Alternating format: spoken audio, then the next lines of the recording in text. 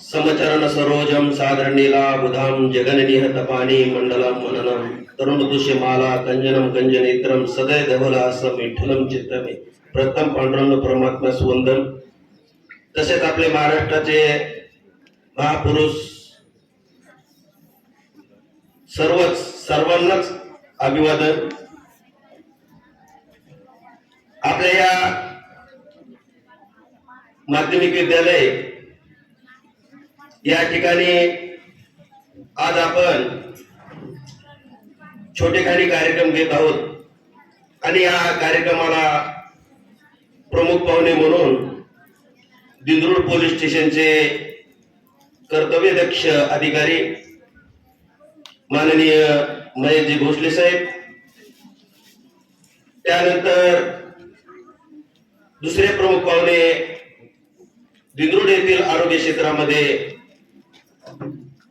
काम करणारे डॉक्टर दत्ताजी भुजबळ साहेब, तसेच आपल्या माध्यमिक विद्यालयाचे प्राचार्य तथा मुख्याध्यापक माननीय उजगरे साहेब, तसेच लखमवाड सर, लखमवाड सर, बारवकर सर व या ठिकाणी जे सूत्रसंचलन करत आहेत ते माझे गुरुवर्य आदरणीय भोसले सर व या ठिकाणी माझे काही वर्गमित्र, शिक्षक बांधव, शिक्षिका, सर्व कर्मचारी वृंद आणि तुम्ही विद्यार्थी मित्रांनो, आज आपण या ठिकाणी छोटेखानी कार्यक्रम घेत आहोत। या ठिकाणी आपल्या विद्यालयामध्ये ज्या मुलांना आणि मुलींना आई वडील नाहीत, कुणाला आई नाही, कुणाला वडील नाहीत, कुणाला आई वडील नाहीत, दोन्ही नाहीत, अशा मुलांना गणवेश आणि अर्धा डझन वह्या आणि एक पेन आपण जे देणार आहेत त्यांचं मी नाव त्यांनी सांगितलेलं सांगायचं नाही, गुपित राहू द्या, नावाची काही गरज नाही। फक्त आपण सेवक म्हणून एक काम करतोय सर, सेवक म्हणून आपण एक काम करतोय। परंतु योगायोग असा झालेला आहे की दिवाळीच्या पिरियड मध्ये आम्ही प्रत्येक ठिकाणी एक मी जनसामान्याचा विकासनामा वृत्तपत्राचा संपादक असल्यामुळं आम्ही प्रत्येक ठिकाणी जाहिरात ऍड घेण्यासाठी जात असतो। त्या अनुषंगाने सर जाहिरात घेण्यासाठी गेलो, परंतु ते जे आदरणीय साहेब आहेत त्यांनी सांगितलं की मी तुम्हाला जाहिरात काही देणार नाही, परंतु एक आपण कार्यक्रम राबवू। मग म्हणलं काय राबवतात? ते म्हणले ज्या मुलांना आई वडील नाहीत त्या मुलांना आपण गणवेश वाटप करू, असं त्यांनी सांगितलं। आणि खरोखर त्यांनी मला एवढे विद्यार्थी नव्हते सांगितले की 10-5 विद्यार्थ्यांना देण्याचं नियोजन होतं त्यांचं, परंतु ज्यावेळेस मी आपल्या शाळेमध्ये आलो त्यावेळेस आपल्या शाळेतील विद्यार्थ्यांची संख्या 35 गेली। कन्या शाळेतील विद्यार्थी 15 विद्यार्थी आणि इतरत्र 6 विद्यार्थी ज्यांना आई वडील नाहीत असे विद्यार्थी, असे एकूण 56 विद्यार्थ्यांची मी यादी त्यांना दिली।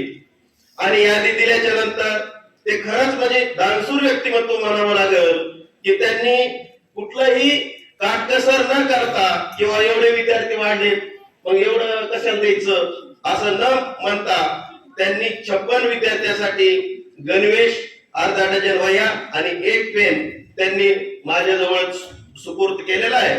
आणि ते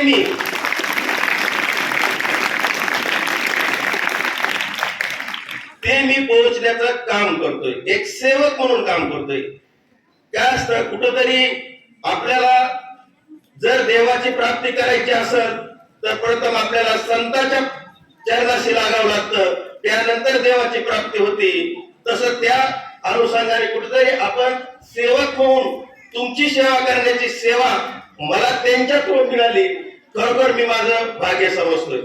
तसं तर मला आताच मी आपल्या जिल्हा परिषद शाळा बिदूरची जिल्हा परिषद शाळा, आमच्या बेलोऱ्याची जिल्हा परिषद शाळा, आलापूरची जिल्हा परिषद शाळा, या ठिकाणी असं जसं सांगितलं मी, आमच्या एका बीडला त्यांचं नाव असतं, त्या असं काही हे नाही, ते सीमा उस्तवाल मॅडम त्या बीड तालुक्यामध्ये मोठ्या प्रमाणामध्ये प्रत्येक जिल्हा परिषद शाळेमध्ये शालेय साहित्य वाटप करत असतात. एक मोठा आयसर टेम्पो भरून आणतात दरवर्षी आणि दरवर्षी ते वाटप करतात शालेय विद्यार्थ्याला शालेय साहित्य. आणि त्या ठिकाणी माझं जाण्याचा योग येतो.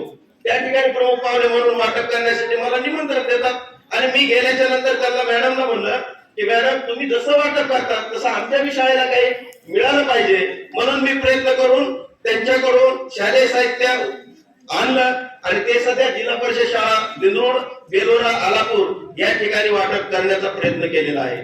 मित्रांनो, आपण ज्या वेळेस काम करतो, ज्यावेळेस समाजामध्ये फिरतो, त्यावेळेस खरोखर आपण एक लक्षात ठेवलं पाहिजे की आपण आपली नीतिमत्ता, आपलं व्यक्तिमत्व हे चांगलं राहिलं पाहिजे. आपल्या मनातील विचार हे चांगले राहिले पाहिजेत. कधीही लक्षात ठेवायचं, कुठं जर अनुचित प्रकार घडत असेल तर आपण आपले पोलीस आहेत त्यांच्याशी संपर्क साधला पाहिजे. या ठिकाणी ज्या ठिकाणी अपघात होतोय त्या ठिकाणी आपण अँब्युलन्सला फोन केला पाहिजे. हे सहकार्य केलं पाहिजे प्रत्येकाने. मी फक्त एक उदाहरण सांगेल तुम्हाला. मी काय कुठला देव नाही, परंतु देवाची उपमा काय देतात एक तुम्हाला उदाहरण सांगतो. ज्या वेळेस मी माजलगावला एका मित्राच्या वाढदिवसासाठी सकाळी 9 वाजता तेलगावहून माजलगावला निघालो आणि ते निघालो असताना त्या ठिकाणी आपल्या टालेवाडी भाड्याच्या अलीकड एक भेगा खूप मोठ्या प्रमाणात पडलेले आहेत. त्या भेगामध्ये एक मोटरसायकल स्वार काळे नावाचा माणूस त्या बीडून उमरीला जाणार होता, पण त्या ठिकाणी भेगामध्ये गाडी गेली मोटरसायकल आणि पडला, रक्तबंबाळ झाला. त्या ठिकाणी जवळपास 10-15 लोक होते, बघत होते.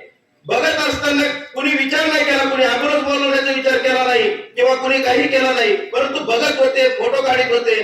परंतु मी त्या ठिकाणी जात असताना पाहिलं, गाडी माझी मोठी गाडी ही सोबत होती. त्या गाडीमध्ये लगेच गाडी रिव्हर्स घेतली, त्या माणसाला माझ्या गाडीमध्ये टाकलं, टाकायला लावलं, त्यांना मी धरू लागलो, टाकलं गाडीमध्ये टाकून त्या माजलगावच्या ग्रामीण रुग्णालयामध्ये मी दाखल केलं. तिथं उपचार करायला सांगितला. तिथं पुन्हा त्यांच्या जी नातेवाईक आहेत त्यांना पण जाता फोन केल्याच्या नंतर नातेवाईक आले. त्या ठिकाणी नातेवाईक आले, ऍडमिट केलं, उपचार करायला सांगितला.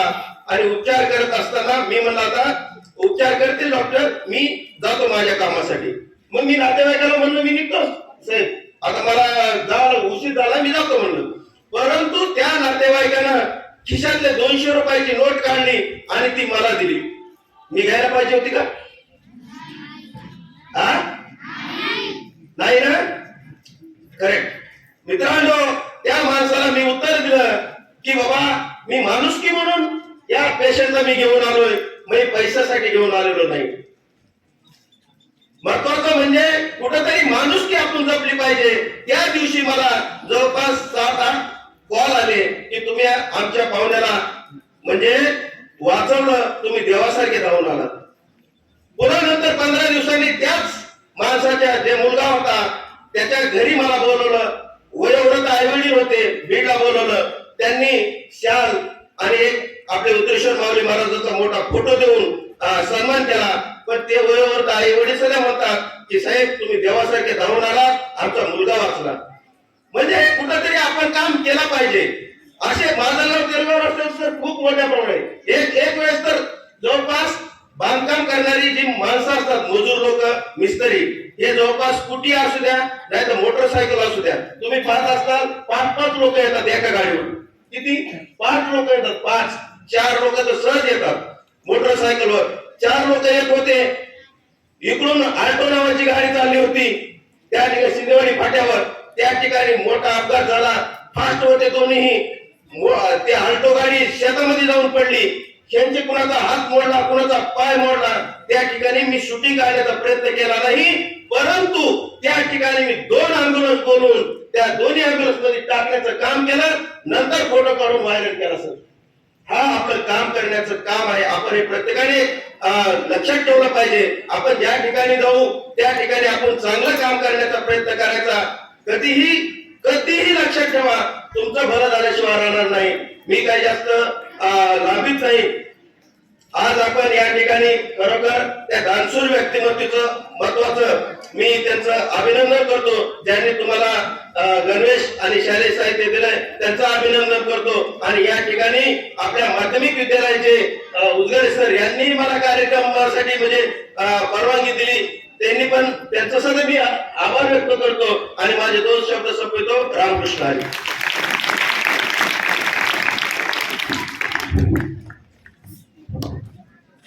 समाजसेवा, समाजसेवा हीच ईश्वर सेवा. कामात देव आहे, कामात देव आहे, नावात काय असतं.